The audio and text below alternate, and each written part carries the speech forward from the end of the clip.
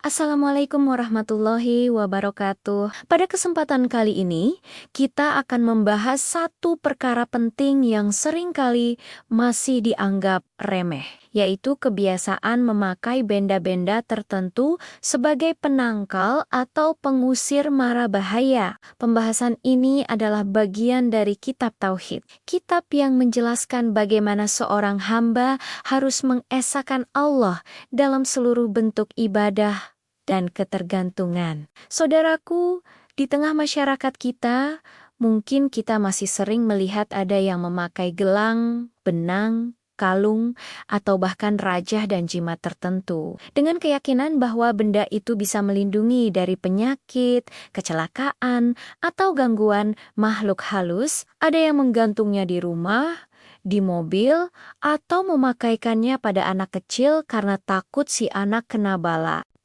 Para ulama telah menjelaskan bahwa memakai jimat atau tamimah dengan keyakinan seperti itu adalah termasuk perbuatan syirik, karena itu berarti memberikan sebagian hak Allah kepada selainnya. Allah adalah satu-satunya zat yang mampu memberikan manfaat atau menolak bahaya. Tidak ada satupun benda mati yang punya kekuatan apapun tanpa izinnya. Perbuatan syirik dalam hal ini terbagi menjadi dua. Pertama, syirik kecil, yaitu jika seseorang meyakini benda itu hanya sebagai sebab, padahal tidak ada dalil syariat maupun bukti nyata yang menetapkannya sebagai sebab. Kedua, syirik besar, yaitu jika seseorang benar-benar meyakini bahwa benda itu memiliki kekuatan sendiri untuk melindungi atau menolak bahaya, terlepas dari kehendak Allah.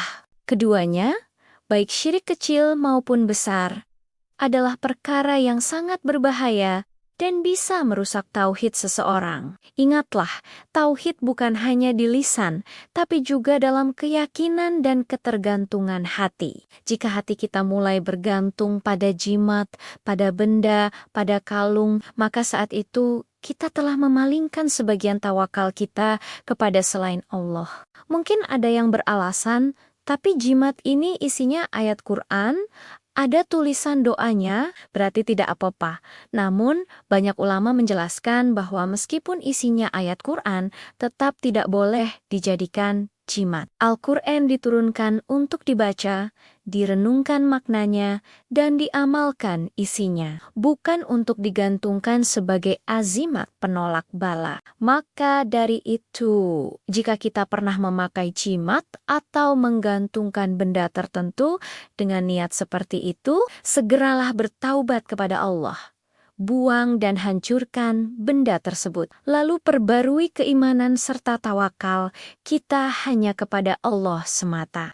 Ketahuilah, perlindungan yang hakiki hanya datang dari Allah, sebagaimana firman-Nya, dan hanya kepada Allah lah hendaknya orang-orang beriman bertawakal. Marilah kita jaga akidah kita kuatkan tauhid kita, dan kita jauhi segala bentuk syirik, sekecil apapun itu, karena tauhid adalah pondasi utama agama, dan syirik adalah dosa paling besar yang tidak akan diampuni jika seseorang meninggal dalam keadaan belum bertaubat darinya. Semoga Allah senantiasa menjaga kita dan keluarga kita dari segala bentuk perbuatan syirik, dan memberikan kita keistiqomahan dalam memegang tauhid yang murni. Wassalamualaikum warahmatullahi wabarakatuh.